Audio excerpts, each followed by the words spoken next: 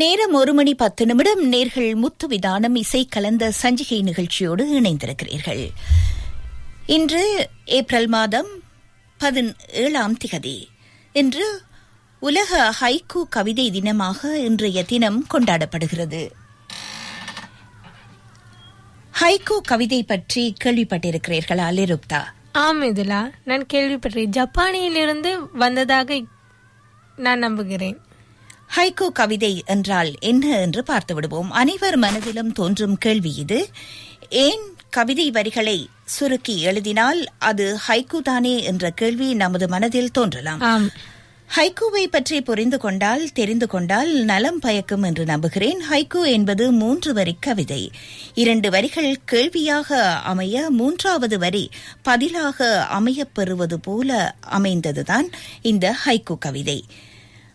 முதலில் கேட்கின்ற போது லிருப்தா கூறினார் 3 வரி கவிதை என்று. அவருக்கான விடை மிக தெளிவாக வந்துவிட்டது. ஹைக்கூ என்பது 3 வரி கவிதை. 2 வரிகள் கேள்வியாக அமைய 3வது வரி பதிலாக அமைய பெற்றது போல் அமைந்ததுதான் ஹைக்கூ என்பது.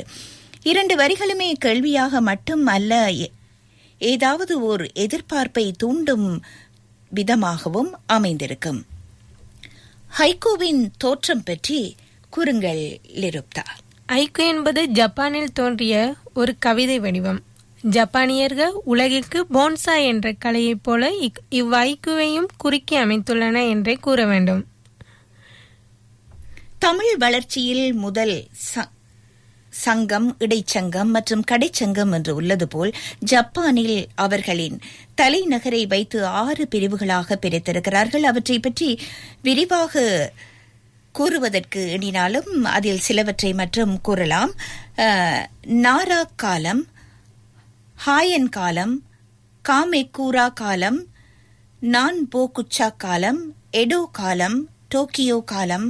இந்த 6 காலங்களில் 5வது காலமான எடோ காலத்தில்தான் ஹைக்கூ என்பது தோன்றியதாக வரலாறுகள் கூறுகின்றன. லிருப்தா, கூறுங்கள் ஹைக்கூ பற்றி. ஐக்கூ ஆரம்பத்தில் ஹைக்கூ என்று அறியப்பட்டது. பின்னர் ஐகே என்று திரிந்து ஹைக்கூ என்றாயிற்று. ஐக்கூ என்றால் ஜப்பானிய மொழியில் அணு தூசி என்று பொருள். தமிழில் ஹைக்கூவை ஹைக்கூ என்று அறியலாம். ஐ சககு ஐக்கூ. ஐ என்றால் கடுகு, கூ என்றால் பூமி. கடுகு சிறுத்தாலும் காரம் குறையாது என்ற முதுமொழியின் ஞாபகமாகவே இது கூறப்படுகிறது. தமிழில் ஹைக்கூவினை துளிப்பா, குறும்பா, சிந்தர், கரந்தடி, விகுநிலைப்பா, மின்மினிக் கவிதை, வாமனக் கவிதை, அனில்வரி கவிதை என்ற பெயர்களில் எல்லாம் தமிழில் இந்த ஹைக்கூவை அழைக்கிறார்கள். ஹைக்கூவின் முன்னோடிகளாக அதன் வளர்ச்சிக்கு வித்திட்டவர் திரு மோரி டேகே மற்றும் சோகன் ஆகியோர் முன்னோடிகளாக அறியப்படுகிறார்கள். ஜென் மதம் ஐக்கூ வளர்ச்சிக்கு மிக முக்கிய பங்காற்றியுள்ளது என்று கூற வேண்டும். ஜென் தத்துவங்கள் எவ்வளவு எளிமையானதோ அதுபோலவே அவர்களின் மத வளர்ச்சிக்கு எளிமையான ஐக்கூவினை பயன்படுத்தி ஐக்கூவின் வளர்ச்சி உறுதுணை புரிந்துள்ளன. ஐக்கூ அடியமைப்பு 3 அடிகள். முதல் அடி 5 அசை, 2ஆம் அடி 7 அசை, 3ஆம் அடி 5 அசை என காணப்படும்.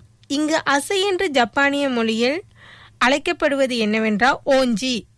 அதாவது மேலும் ஒவ்வொரு எழுத்துக்களும் ஒரு அசையாக பொருட்கொள்ளப்படும். இவற்றில் ஒற்றெழுத்துக்கள் கணக்கில் கொள்ளப்பட மாட்டாது. நன்றி லிருப்தா, நீங்கள் கூறிய இந்த ஹைக்கூ பற்றிய தகவல்களுக்காக. முத்துவிதானம் நிகழ்ச்சி திரைப்படத்திலிருந்து பாடல்.